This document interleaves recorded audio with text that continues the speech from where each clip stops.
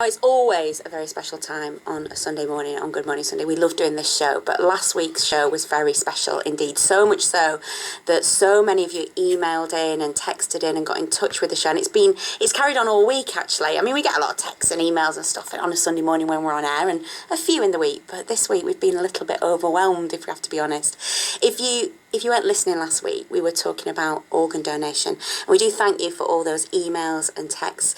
And so many of you got in touch with inspiring stories about the impact that last week's show had on you or someone in your life or someone close to you.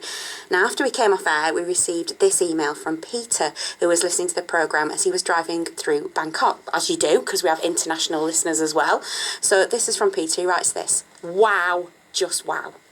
So many inspirational stories from families going through so much pain. I had to wipe away a tear more than once. I'm an expat Brit and I've lived in Asia for almost 20 years now. A year ago, we lost our 13-year-old son.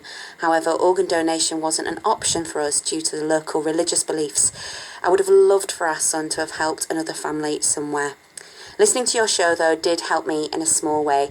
It helped me to understand that we're not alone, that there are other families all around the world that have had their lives turned upside down and are going through the same unbearable pain that we are. I will be actively involved in Organ Donation Week, getting the message out there to my friends and family back in the UK that there's no greater gift than the gift of life. Thank you, thank you, thank you. Best wishes, Peter."